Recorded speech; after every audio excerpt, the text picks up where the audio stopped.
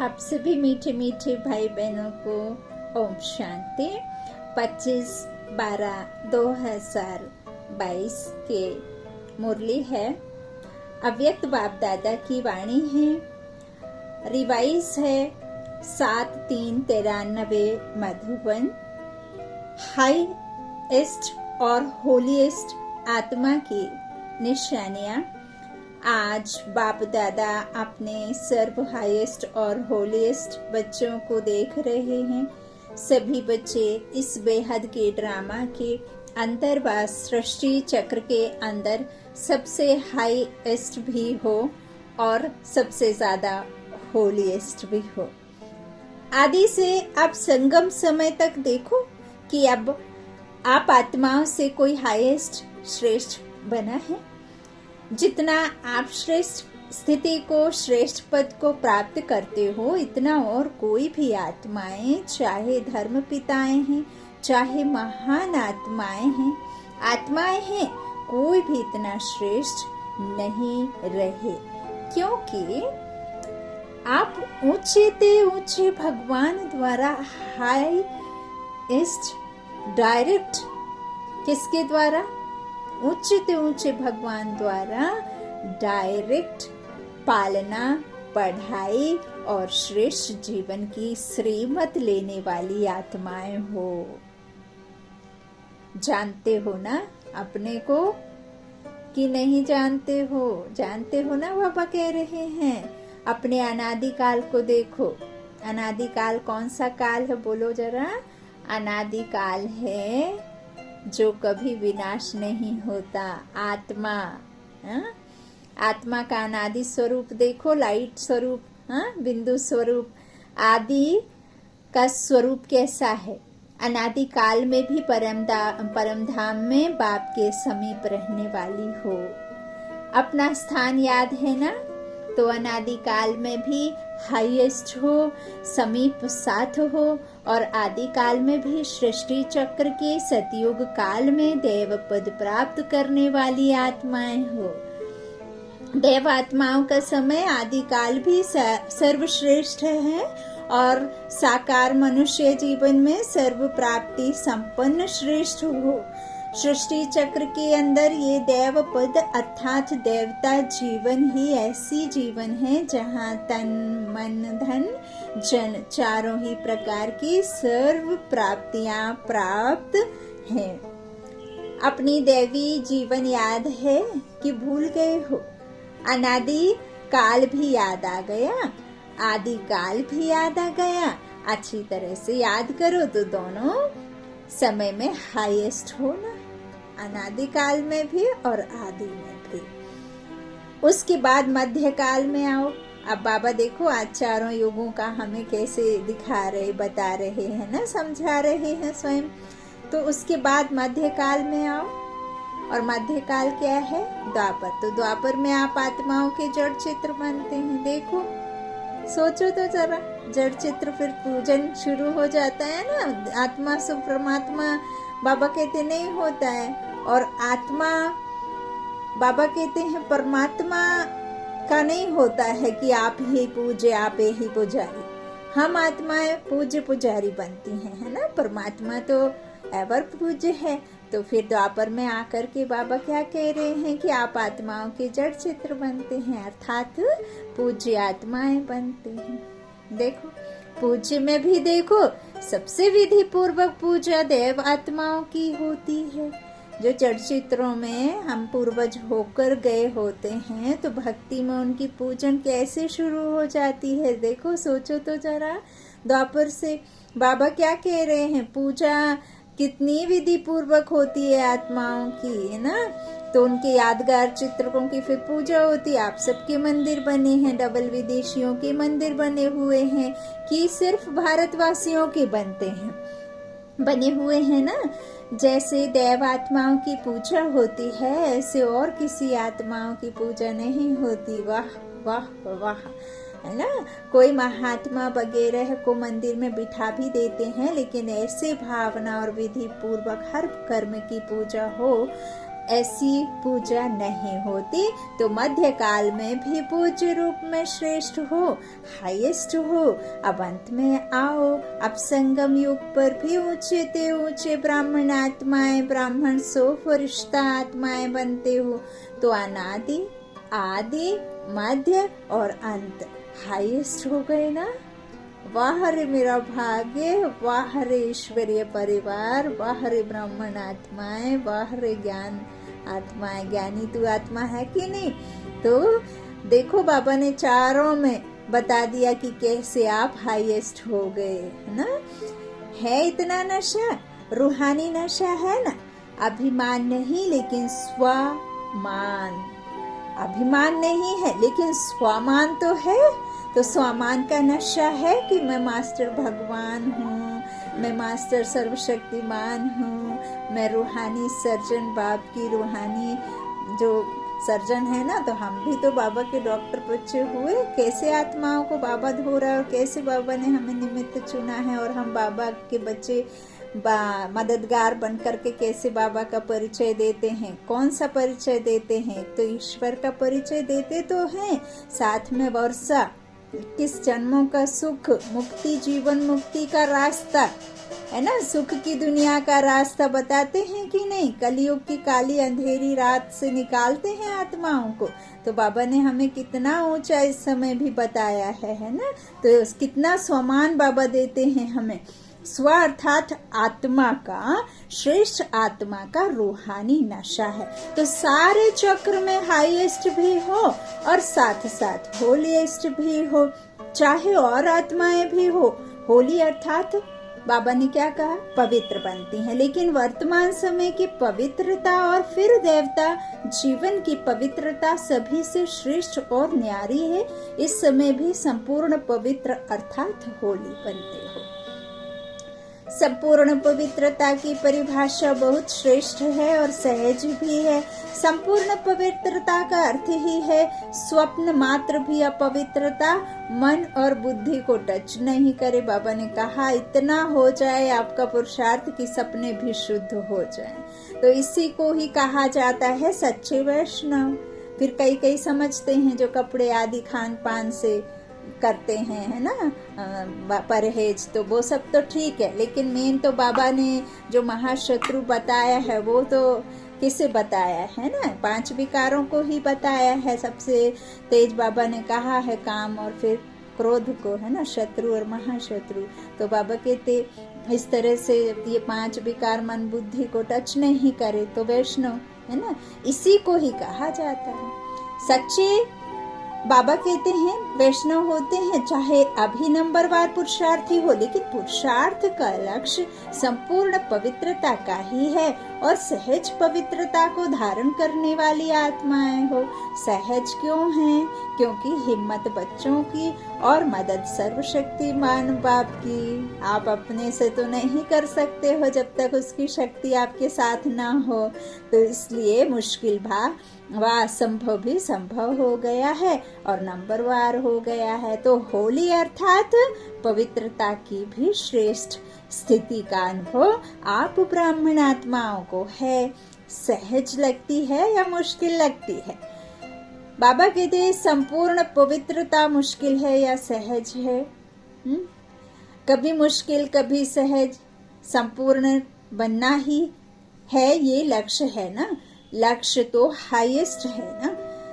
बाबा कहते हैं हाईएस्ट है ना कि लक्ष्य ही ढीला है कि कोई बात नहीं सब चलता है। नहीं, यह तो नहीं सोचते हो थोड़ा थोड़ा कि थोड़ा बहुत तो होता ही है। ये तो नहीं सोचते थोड़ा तो चलता ही है। चला लो, किसको क्या पता पड़ता है। कोई मानसा तो देखता ही नहीं है, कर्म में और आते ही नहीं है।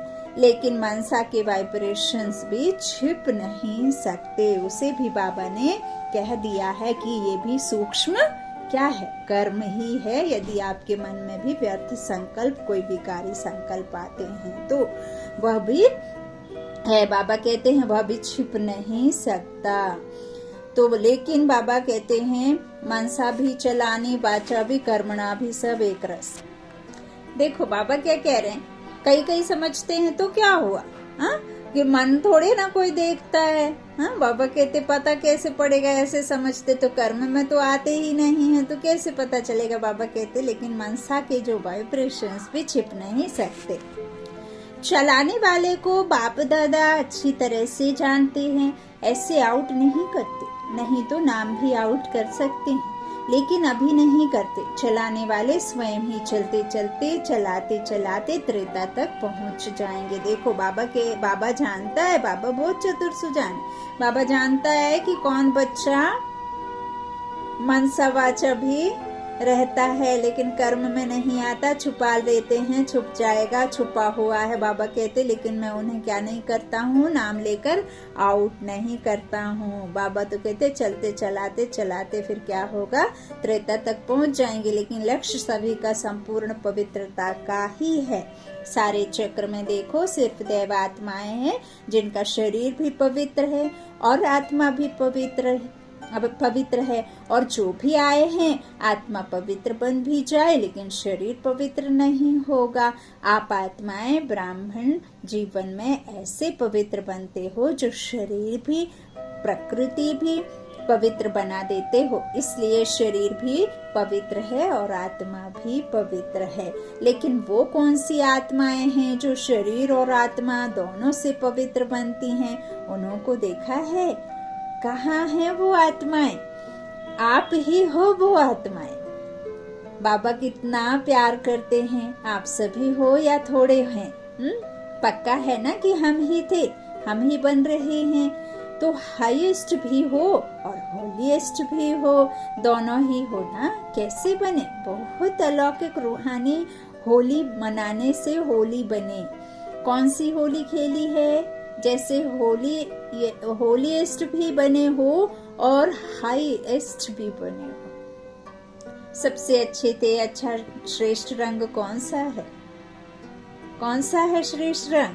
हाँ, सबसे अविनाशी रंग है बाप के संग का रंग। जैसा रंग होता है ना वैसा संग, जैसा रंग लग जाता है ना। तो बाबा क्या कह रहे, जैसा संग होता है ना वैसा रंग लगता है। तो रूहानी रंग चढ़ाओ जो कभी आपके बुद्धि से जा ना सके, ऐसे रंग जाओ, है ना।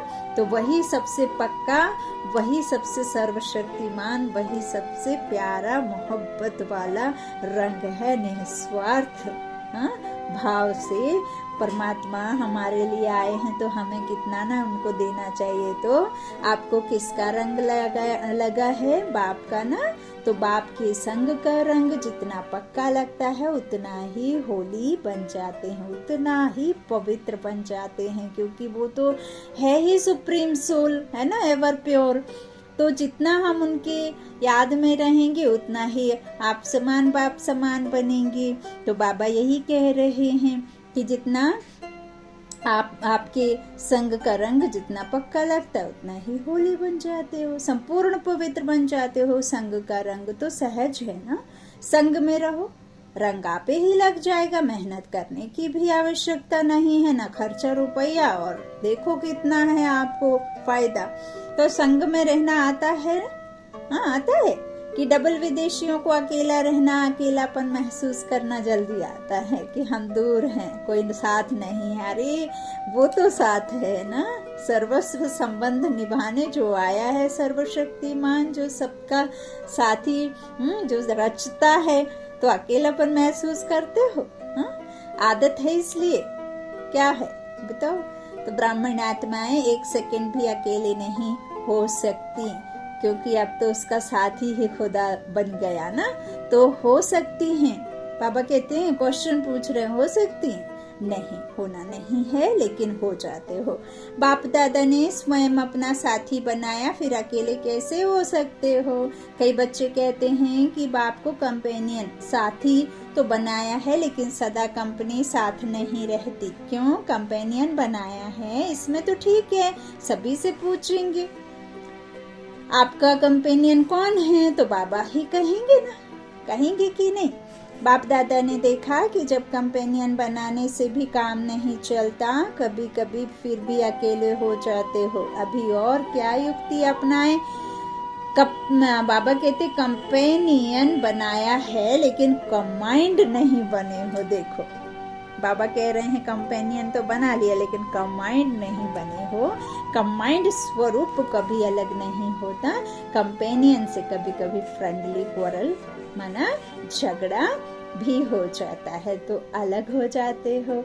कभी कभी ऐसे बाबा कहते कभी कभी कोई ऐसी बात हो जाती है ना तो बाप से अकेले बन जाते हो। तो कंपेनियन तो बनाया है लेकिन कंपेनियन को कंबाइंड रूप में अनुभव करो। कितना बाबा अच्छा सहज एकदम सरल आपको युक्ति देते हैं हर तरीके से। बाबा क्या कहते हैं, लेकिन कंपेनियन को कंबाइंड रूप में अनुभव करो। अलग हो ही नहीं सकते, किसकी ताकत नहीं जो मुझ कंबाइंड रूप को अलग कर सके। इसमें मेहनत नहीं है आपको कोई किसी को, ये तो रूहानी है ना। बाबा कहते हैं इसमें तो गुप्त है सब कुछ, तो आपको कौन रोक सकता है भला। हाँ बाबा क्या कहते हैं, अलग कर ही नहीं सकता, किसी की हिम्मत ही नहीं है। तो ऐसा अनुभव बार बार स्मृति में लाते लाते स्मृति स्वरूप बन जाओ। बार बार चेक करो कि कंबाइंड हूँ, किनारा तो नहीं कर लिया। जितना कंबाइंड रूप का अनुभव बढ़ाते जाएंगे उतना ब्राह्मण जीवन बहुत प्यारी मनोरंजक जीवन अनुभव होगी। तो ऐसी होली मनाने आए हो ना कि सिर्फ रंग की होली मनाकर कहेंगे कि होली हो गई। सदैव याद रखो संग के रंग की होली हो। होली से होलीएस्ट और हाईएस्ट सहज बनना है, मुश्किल नहीं सहज। परमात्मा संग कभी मुश्किल का अनुभव नहीं कराता। बाप दादा को भी बच्चों का मेहनत या मुश्किल अनुभव करना अच्छा नहीं लगता। एक पिता भला अपने बच्चों को मेहनत करते देखेगा तो उसे अच्छा लगेगा? हाँ बिल्कुल भी नहीं लगेगा ना। तो बाबा क्या कह रहे हैं कि उन्हें भी अच्छा नहीं लगता। मास्टर सर्वशक्ति वान व सर्वशक्ति वान के कंबाइंड रूप और फिर मुश्किल कैसे हो सकती। जरूर कोई अलबेला पनबा आलस्य या पुरानी पास्ट लाइफ के संस्कार मर्ज होते हैं तब मुश्किल अनुभव होता है। जब मर्जीबा बन गए तो पुराने संस्कार की भी मृत्यु हो गई। जब हमें मौत का ही डर नहीं है, और मौत जो भी डर है वो तो उसी के लिए होता है ना। तो बाबा क्या कहते हैं, जब आप मर्जीबा बन गए तो पुराने संस्कार की भी मृत्यु हो गई। पुराने संस्कार मर्ज हो नहीं सकते। बिल्कुल भूल जाओ, ये पुराने जन्म के हैं, ब्राह्मण जन्म के नहीं हैं। जब पुराना जन्म समाप्त हुआ, नया जन्म धारण किया तो नया जन्म नए संस्कार। अगर माया पुराने संस्कार इमर्ज कराती भी है तो सोचो, अगर दूसरे की चीज आपको आकर के देवे तो आप क्या करेंगे? रख देंगे? स्वीकार करेंगे? सोचेंगे ना कि ये हमारी चीज नहीं है, ये दूसरे की चीज मैं कैसे ले सकता हूँ। तो आपके पुराने संस्कार तो नहीं है। हाँ आपके तो वही संस्कार इमर्ज होने चाहिए जो बाप दादा के संस्कार हैं। जो परमात्मा ने आपको हमारे आत्मा के सद्गुणों को सद्गुणों को धारणा के लिए कहा है ना। तो वही आपके मर्ज होने चाहिए, है ना। बाबा क्या कह रहे, दूसरे की चीज है तो मैं कैसे ले सकता हूँ। अगर माया पुराने जन्म के संस्कार मर्ज करने के रूप में आती भी है तो आपकी चीज तो आई नहीं, फिर आप कैसे लोगे। सोचो, ये मेरी चीज नहीं है, ये पराई है। पराई चीज को संकल्प में भी अपना नहीं मान सकते हो, मान सकते हैं। सोचो, पराई चीज जरूर धोखा देगी, दुख देगी। सोच करके उसी सेकंड पराई चीज को छोड़ दो, फेंक दो। ठीक वैसे ही जैसे आप चलते चलते कोई कीड़ा वीड़ा आपके ऊपर आ जाता है तो कैसे आप झटक देते हैं उसको, है ना, कि मतलब डर के ऐसे। तो इसे भी कीड़ा समझो, कीड़ा ही तो है, अपने को दिमाग बन करके खाने वाला ही तो है। ये पुराने संस्कार पराई चीज है तो छोड़ दो, फेंक दो, अर्थात बुद्धि से निकाल दो। पराई चीज को अपनी बुद्धि में रखने ही लो। नहीं, बाबा कहते नहीं तो परेशान करती रहेंगी सदा। ये सोचो कि ब्राह्मण जीवन में बाप ने क्या क्या दिया। ब्राह्मण जीवन का अर्थात मेरा निजी स्वभाव, संस्कार, वृत्ति, दृष्टि, स्मृति क्या है? ये निजी है, वो पराई है। पराया माल अच्छा लगता है कि अपना माल अच्छा लगता है? ये रावण का माल है और ये बाप का माल है। तो बाप का माल अपना होगा कि रावण का माल अपना होगा? कौन सा अच्छा लगता है? कभी भी गलती से भी संकल्प में भी नहीं लाओ। क्या करें, मेरा स्वभाव ही ऐसा है, मेरा संस्कार ऐसा है। क्या करें, संस्कार को मिटाना बहुत मुश्किल है। आपका है ही नहीं, मेरा क्यों कहते हो? मेरा है ही नहीं। रावण की चीज को मेरा कहते हो, मेरा बनाते हो ना, तब ही वो संस्कार भी समझते हैं कि इसने अपना तो बना लिया। अब मुश्किल को आपने बड़ा सोच सोच के मन में बिठा के उसको इतना घर कर दिया, इतना वो जड़ बना के क्यों जाएगा? जब आप उसको इतने प्यार से, आदर से, सम्मान से किसी बीमारी को अपना बना लेंगे तो वो बीमारी जाएगी नहीं। जब तक आप उसका वेलकम करते रहेंगे, जब तक आप उसको याद करते रहेंगे, तो वो भी आपको बहुत प्यार से याद करके आपको बना लेगी। जितना प्यार से जिसे आप याद करोगे वही तो आपका बनेगा। बाबा को प्यार से याद करोगे तो बाबा हर पल आपके साथ खड़ा है। रावण को याद करोगे तो रावण खड़ा है। तो बाबा कहते वो तो होता ही है, इसने अपना तो बना लिया है, तो अब अच्छी तरह से खातिरी करो। निजी संस्कार, निजी स्वभाव मर्ज करो तो वह स्वतः ही मर्ज हो जाएंगे। समझा क्या करना है? तो ऐसी होली मनाने आए हो ना, वो एक दिन कहेंगे होली है, दूसरे दिन कहेंगे होली हो गई, और आप क्या कहेंगे? आप कहेंगे हम सदा ही संग के रंग की होली मना रहे हैं, और होली बन गए। होली किसकी होली? परमात्मा की होली। होली अब क्या हो गई? अब क्या बात को रखना है ना, बीती सो बात को क्या रखना, होली है ना। अब क्या, तो अब किसकी होली? परमात्मा की होली। अब क्या बचा? देखो कितने सारे अर्थ हैं। होली मनाते मनाते होली बन गई। होली मना ली या मनानी है? जब ब्राह्मण बने हो तब से होली मना रहे हो, क्योंकि संगम युग का समय ही सदा उत्सव का समय है। दुनिया वाले तो एक्स्ट्रा खर्च करके मौज मनाते हैं, लेकिन आप सदा ही हर सेकंड मौज मनाने वाले हो। हर सेकंड नाचते गाते रहते हो। सदा खुशी में नाचते हो, या जब कल्चरल प्रोग्राम होता है तभी नाचते हो? अतीन्द्रिय सुख के झूले में झूलते हो, नहीं झूलते हो? अतीन्द्रिय सुख और झूला और डांस, पैर का डांस बाबा नहीं कहते ना, खुशी का डांस, अतीन्द्रिय सुख का डांस। तो कौन सा डांस? तभी नाचते हो, या फिर बाबा कहते सदा नाचते रहते हो ना? सदा बाप की महिमा और अपनी प्राप्तियों के गीत गाते रहो। सबको माना, अपना माना। बाबा कहते हैं आत्मा साक्षी होकर के देखो। तो बाबा कह रहे सबको गाना आता है ना, सभी का गा सकते हो, सभी नाच सकते हो। सदा नाचना गाना मुश्किल है क्या? सहज है, और सदा सहज अनुभव करते संपन्न बनना ही है। कभी भी ये नहीं सोचो कि पता नहीं संपन्न बनेंगे या नहीं बनेंगे। ये कमजोर संकल्प कभी आने नहीं दो। सदा यही सोचो कि अनेक बार मैं बनी हूँ और मुझे ही बनना ही है। अच्छा, चारों ओर के सदा परमात्मा संग के रंग की होली मनाने वाली श्रेष्ठ आत्माएं, सृष्टि चक्र के अंदर सदा हाईएस्ट पार्ट बजाने वाली श्रेष्ठ आत्माएं, सर्वात्माओं से श्रेष्ठ होलीएस्ट आत्माएं, सदा कंबाइंड रहने वाली पद्मापदम भाग्यवान आत्माएं, सदा सर्व की मुश्किल को भी सहज बनाने वाली ब्राह्मण आत्माएं, सदा नए जन्म के लिए नए स्वभाव संस्कार, नए उमंग उत्साह में रहने वाली उड़ती कला की अनुभवी आत्माओं को बाप दादा का याद प्यार और नमस्ते नमस्ते नमस्ते। शुक्रिया बाबा, शुक्रिया शुक्रिया, लव यू बाप दादा। कोटि कोटि नमन है बाबा को। दादी जानकी जी के प्रति बाप दादा के वरदानी महावाक्य। अच्छा चल रहा है ना? रथ को चलाने का तरीका आ गया है। दादियों को ठीक देख करके ही खुश हो जाते हैं। शरीर के भी नॉलेजफुल, आत्मा के भी नॉलेजफुल। चाहे पिछला हिसाब किताब चुकतू करना ही पड़ता है, लेकिन नॉलेज होने से सहज चुकतू हो जाता है। तरीका आ जाता है ना चलने और चलाने का, दोनों का।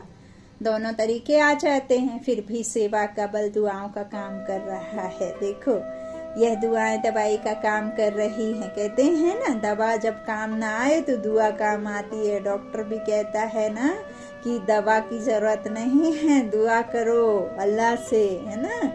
मेरे वश में कुछ नहीं है, सब कुछ उसके वश में है। तो क्या होता है, फिर सेवा का बल दुआओं का काम कर रहा है और यह दुआएं दवाई का काम कर रही हैं। सेवा का उमंग आता है ना, जल्दी जल्दी तैयार हो जाएं तो सेवा करें। अब कौन सी तैयारी, क्या कपड़े पहनने की तैयारी बाबा कह रहे हैं, या ज्ञान को धारण करके सेवा? कौन सा? ज्ञान को धारणा कर स्वरूप बन बाबा के एक्सपीरियंस साझा करना है कि कैसे बाबा हमारी मदद करता है, कदम कदम पर साथ चलता है, कैसे हम हर मुश्किल को रुई बना करके उड़ा देते हैं, है ना। तो इस तरह से सेवा का उमंग आता है तो तैयार जल्दी जल्दी हो जाते हैं, सेवा करें। तो वह उमंग जो आता है ना, वह उमंग सूली से कांटा कर देता है। देखो बाबा ने कहा ना, सूली से कांटा कर देता, तूफानों को भी तोहफा बना देता है, पहाड़ को राई राई से रुई बनाकर उड़ा देता है, बादलों के घने काले बादल जैसे छाए रहते, हवा का एक झोंका आता है, पूरा गड़गड़ गड़गड़ बारिश होने का मौसम बनाता है और वो कैसे बादल उड़ जाते हैं। तो ऐसे ही तो बाबा दुख के बादलों को बिल्कुल आते हैं और परमात्मा से कनेक्ट हो जाओ, हिम्मत बढ़ा लो, पूरे बादल कैसे छट जाते हैं ना। तो कैसे बाबा कहते उमंग सूली से कांटा कर देता है। अच्छा है, फिर भी हिम्मत अच्छी। सभा से निमित्त आत्माओं को देख करके खुश होते हो ना। अभी अव्यक्त वर्ष में हर कोई ना कोई कमाल करके दिखाओ। सेवा में कमाल हो रही है, वह तो होनी है, लेकिन पर्सनल पुरुषार्थ में ऐसी कमाल दिखाओ जो देखने वाले कहें कि हाँ कमाल है। दूसरे के मुख से निकले कि कमाल है, खुद से नहीं। काम का जो आप काम करते हैं ना, उसको संतुष्टि उससे यदि आपको है तो वो काम नहीं, जब सामने वाले को आपके काम से संतुष्टि हो, है ना, तब तो मान मिलता है ना। तो इस तरह से बाबा क्या कह रहे हैं, सेवा का उमंग आता है तो तैयार हो जाओ। और निमित्त आत्माओं को भी बाबा देखकर खुश हो रहे। बाबा कह रहे कमाल करो, दिखाओ कमाल करके कि पर्सनल पुरुषार्थ में भी कैसे कि जो दूसरे के मुख से निकले कि कमाल है। सिर्फ यह नहीं कि चल तो रहे हैं, बढ़ तो रहे हैं, लेकिन कमाल क्या की? कमाल उसको कहा जाता है जो संभव तो आप नहीं कर सकते, मतलब असंभव को भी कोई संभव करके दिखाए, मुश्किल को सहज करके दिखाए, जो कोई के स्वप्न में भी नहीं हो वह बात साकार में करके दिखाए, इसको कहा जाता है कमाल। समय प्रमाण कमाल होना वह और बात है, वह तो होनी ही है, हुई पड़ी है, लेकिन स्व के अटेंशन से कोई ऐसी कमाल करके दिखाओ। ब्रह्मा बाप के 25 वर्ष पूरे हुए, जब कोई भी उत्सव मनाना होता है तो जिसका मनाते हैं उसको कोई ना कोई दिल पसंद गिफ्ट दी जाती है। तो इस बार कौन सी गिफ्ट देने की बात बाबा कह रहे हैं? ब्रह्मा बाप के दिल पसंद क्या है वह तो जानते ही हो ना। जो स्वयं को क्या हो, बाबा क्या कह रहे हैं, जो स्वयं को भी मुश्किल लगता हो ना, वो ऐसा सहज हो जाए जो स्वयं भी आप अनुभव करो, तब कमाल है। ठीक है ना, क्या करेंगे? बाप के दिल पसंद करके दिखाओ। क्या क्या दिल पसंद है यह तो जानते हो ना। बाबा को क्या पसंद है, बाप को क्या पसंद है, जानते हो ना। अच्छा, देखेंगे कौन कौन सी गिफ्ट देते हैं। जैसे स्थूल गिफ्ट बड़े प्यार से ले आते हो ना, अच्छा है। डबल विदेशी अपना भाग्य अच्छी तरह से प्राप्त कर रहे हैं, वृद्धि कर रहे हो ना। वृद्धि करने वालों को पहले तपस्या के साथ त्याग करना ही पड़ता है। वृद्धि होती है तो खुश होते हो ना, या समझते हो हमारे को कमी पड़ जाएगी। अच्छा है, वृद्धि अच्छी कर रहे हो, यह नहीं सोचो हमारा कम हो रहा है, बढ़ रहा है। सारी मशीनरी सूक्ष्म वतन की ही चल रही है। वरदान है संगम युग पर हर समय, हर संकल्प, हर सेकंड को समर्थ बनाने वाले ज्ञान स्वरूप भाव। ज्ञान सुनने और सुनाने के साथ साथ ज्ञान को स्वरूप में लाओ, प्रैक्टिकल में फिर उदाहरण बनकर सामने आओ। ज्ञान स्वरूप वह है जिसका हर संकल्प, बोल और कर्म समर्थ हो। समझा? सबसे मुख्य बात, संकल्प रूपी बीज को समर्थ बनाना है। यही संकल्प रूपी बीज समर्थ है तो वाणी, कर्म, संबंध सहज ही समर्थ हो जाता है। ज्ञान स्वरूप माना हर समय, हर संकल्प, हर सेकंड समर्थ हो। जैसे प्रकाश है तो अंधियारा नहीं होता, ऐसा समर्थ है तो व्यर्थ हो नहीं सकता। यदि आप समर्थी में श्रेष्ठ संकल्पों की शक्ति से खुद को भरपूर कर लिया तो कोई भी आपको कमजोर संकल्प हिला नहीं सकता। इसे ही बाबा ने समर्थ कहा है और बाबा ने व्यर्थ को समाप्त करने कहा है। स्लोगन है, सेवा में सदा जी हाजिर करना, यही प्यार का सच्चा सबूत है। सेवा में सदा जी हाजिर करना, यही प्यार का सच्चा सबूत है। अच्छा, ओम शांति। शुक्रिया बाप दादा, शुक्रिया आप सभी भाई बहनों के स्नेह का, प्यार का। ओम शांति।